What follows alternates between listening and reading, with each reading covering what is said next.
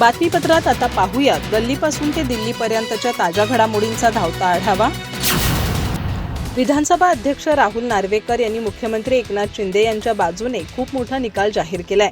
एकनाथ शिंदे यांचा पक्षच हा मूळ शिवसेना आहे, एकनाथ शिंदे यांच्या पक्षाकडे बहुमत आहे, असा निकाल राहुल नार्वेकर यांनी जाहीर केलाय।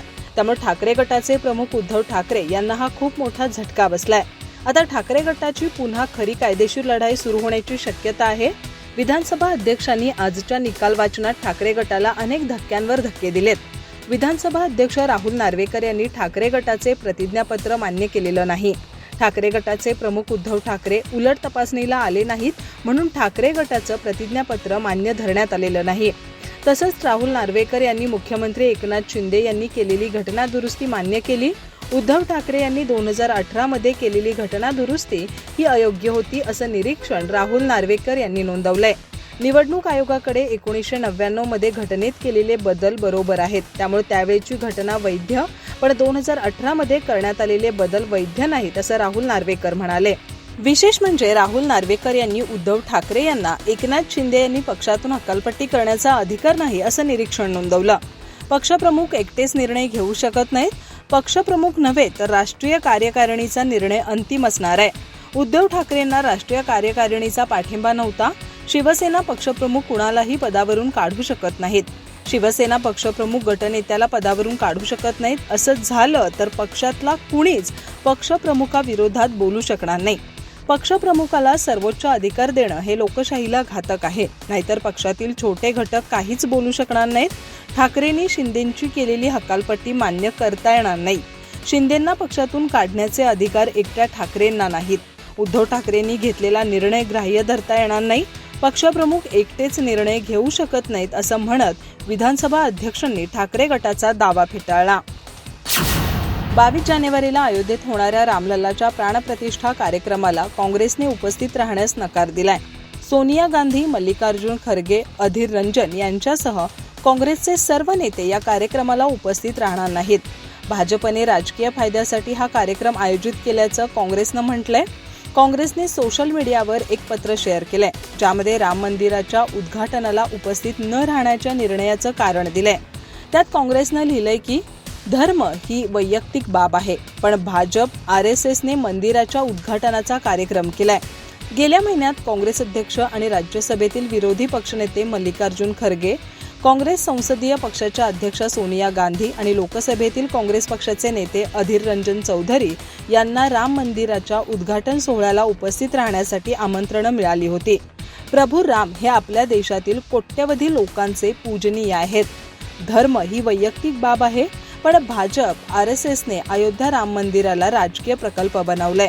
अपूर्ण मंदिराचं उद्घाटन भाजप आणि RSSच्या नेत्यांकडून निवडणुकीत फायदा मिळवण्यासाठी केलं जात असल्याचं उघड आहे।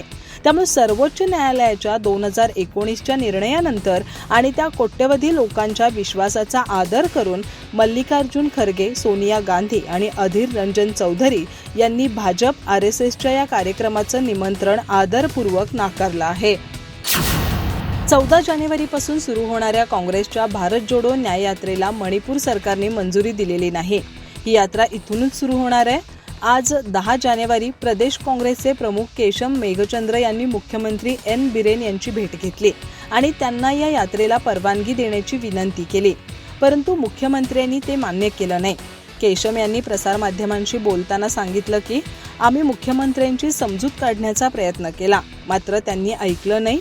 यापूर्वी मुख्यमंत्री बिरेन सिंह यांनी मंगळवारी 9 जानेवारी रोजी सांगितलं होतं की काँग्रेसच्या भारत जोडो न्याय यात्रेला परवानगी देण्याचा सक्रियपणे विचार केला जातोय। सुरक्षा यंत्रणांचा अहवाल आल्यानंतर याबाबत निर्णय घेतला जाईल। तेव्हा वेणुगोपाल म्हणाले होते की ही राजकीय यात्रा नाही, त्यामुळे सरकारने याचं राजकारण करू नये। संकटग्रस्त मणिपूरमधील लोकांच्या जखमा भरून काढणं आणि द्वेष संपवून प्रेमाचा संदेश देणं हा या यात्रेचा उद्देश आहे। दिल्लीत काँग्रेसचे सरचिटणीस जयराम रमेश आणि KC वेणुगोपाल यांनी या यात्रेचा रोडमॅप आणि पॉम्पलेट जारी केलं। राज्यात एकीकडे शिवसेना आमदार अपात्रता प्रकरण गाजत असताना दुसरीकडे उपमुख्यमंत्री देवेंद्र फडणवीस यांच्या सागर बंगल्यावर बैठकांचा धडाका सुरू आहे। नवनिर्वाचित पोलीस महासंचालक रश्मी शुक्ला यांनी फडणवीसांची भेट घेतली आणि रवाना झाल्या।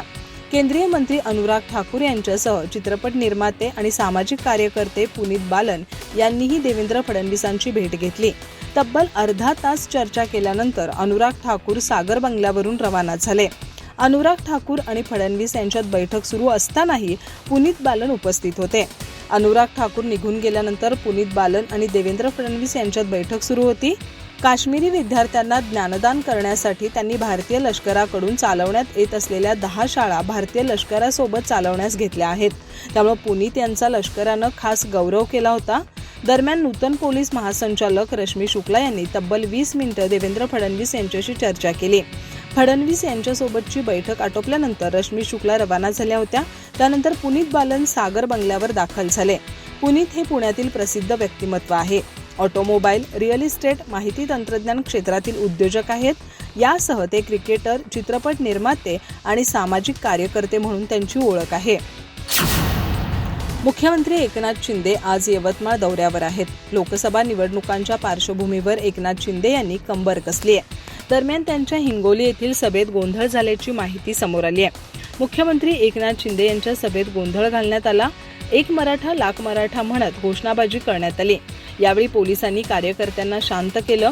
राज्यात मराठा आरक्षणाचा मुद्दा तापला आहे. मराठा आंदोलक मनोज जरांगे यांनी 22 जानेवारीपर्यंत सरकारला मुदत दिली आहे. 22 तारखेपर्यंत निर्णय न झाल्यास मुंबईत आंदोलन करणार असल्याचा इशारा मनोज जरांगे यांनी दिलाय. राज्यात मराठा आरक्षणाच्या बाबतीत देखील जो शब्द दिला आहे तो शब्द सरकार पाळणार आहे. कोणाच्या आरक्षणाला धक्का न लावता मराठा आरक्षण देणार आहोत असं शिंदे म्हणाले. काही राजकीय लोक आपली राजकीय पोळी भाजण्यासाठी 2 समाजात तेढ निर्माण करण्याचा प्रयत्न करतात. त्यांच्याकडे लक्ष देऊ नका. दिलेला शब्द मी कधीही फिरवत नाही असं एकनाथ शिंदे यांनी स्पष्ट केलंय. माजी केंद्रीय रेल्वे आणि अर्थमंत्री मधु दंडवते यांच्या नावाने मला आदर्श लोकप्रतिनिधी या पुरस्कारानं सन्मानित करण्यात आल्यानं माझी जबाबदारी वाढली आहे. पुरस्काराचं श्रेय मतदारसंघातील माझ्या सर्व सहकाऱ्यांना, दीनदुबळ्यांना आहे. माझ्या प्रत्येक कामात त्यांचा सिंहाचा वाटा असतो. हा पुरस्कार मी त्यांना समर्पित करतो असे उद्गार आमदार निलेश लंके यांनी सत्काराला उत्तर देताना काढले. स्वातंत्र्य सेनानी आणि जिल्ह्याचे सुपुत्र माजी मंत्री प्राध्यापक मधु दंडवते जन्मशताब्दी महोत्सव समिती, स्नेहालय, रावसाहेब पटवर्धन स्मारक, राजमुद्रा अकादमी, मेजर दिनुभाऊ कुलकर्णी क्रीडा मंडळ, प्रेमराज सारडा महाविद्यालयाचा राज्यशास्त्र विभाग, स्वयंसेवी संस्थांचा महासंघ यांच्या संयुक्त विद्यमानं आयोजित केलेल्या कार्यक्रमात आमदार लंके यांना प्राध्यापक मधु दंडवते आदर्श लोकप्रतिनिधी पुरस्कारानं सन्मानित करण्यात आलं. यावेळी ते बोलत होते. पुरस्काराचं स्वरूप 25,000 रुपये रोख, सन्मानपत्र, संविधानाची प्रस्तावना आणि सकस वैचारिक पुस्तकं असं आहे.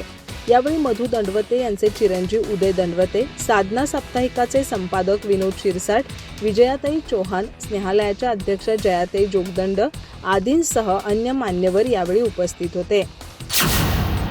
नाशिकमध्ये शुक्रवारी होणाऱ्या राष्ट्रीय युवा महोत्सवाच्या उद्घाटनासाठी पंतप्रधान नरेंद्र मोदी नाशिकला येणार आहेत. त्यांच्या नाशिकच्या या दौऱ्यातील कार्यक्रमांमध्ये वाढ करण्यात आली आहे. नाशिकमध्ये ते आल्यानंतर छत्रपती संभाजीनगर रोडवर रोड शो करून पंचवटीत दक्षिण काशी म्हणून ओळख असलेल्या गोदावरी नदीची रामतीर्थ इथं पूजा आणि महाआरती करणार आहेत. त्यानंतर श्री काळाराम मंदिरात जाऊन दर्शन आणि पूजा करून महाआरती करणार आहेत. मोदींच्या या वाढलेल्या दौऱ्यामुळे प्रशासनाची एकच धावपळ उडाली आहे. यासाठी पोलिसांचा बंदोबस्त देखील मोठ्या प्रमाणात वाढवण्यात आलाय. तसंच गोदाघाटासह परिसरातील अतिक्रमण काढून परिसराचं सुशोभीकरण करण्यासाठी भित्तीचित्र काढण्याचं काम युद्धपातळीवर सुरू आहे. निलगिरी बाग परिसरात त्यांचे हेलिपॅडवर आगमन झाल्यानंतर त्या ठिकाणाहून त्यांचा तपोवनापर्यंत रोड शो होणार आहे. त्यानंतर ते थेट रामकुंड इथं येणार असून रामकुंड इथं गोदावरी नदीची पूजा करून गोदावरीची महाआरती करणार आहेत. तसंच यानंतर प्रसिद्ध श्री काळाराम मंदिरात जाऊन प्रभू रामचंद्रांचे दर्शन घेऊन पूजा करून आरती करणार आहेत.